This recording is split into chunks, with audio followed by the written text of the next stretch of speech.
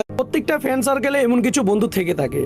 প্রথমটা হচ্ছে আপনি ওরা হাজার বিপদে পাইবেন, হাজার জন হাজার কথা বললে আপনার সঙ্গ দেব ঠিকই, কিন্তু যদি 10টা টাকা চান কখনো পাইবেন না।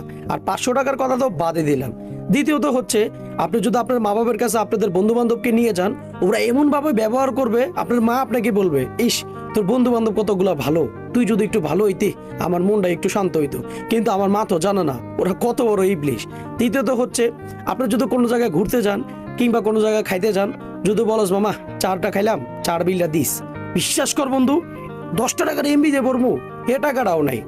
আরেকজন আছে আপনি ওরা হাজার জন হাজার কথা কইবেন তো সে হাসবো, আপনি যদি হাজার অপমান করেন তো হাসবো, মানে হাজার কথা বললে ওই আপনার কোনো কথায় গ্রাহ্য দিব না। এটা হচ্ছে বেহাইয়া বন্ধু। আরেকটা হচ্ছে মানে সবসময় আপনার থেকে ঠিকই খাইতে পারবো, যখন আপনাদের খাওয়াইতে আইবো যদি ভুলবশত আপনার একবার খাওয়াইলায় মনে করেন সারা জীবনের লেগে আপনি শেষ, খোড়া দিতে দিতে আপনার জীবনটা তেনা করে লেগো।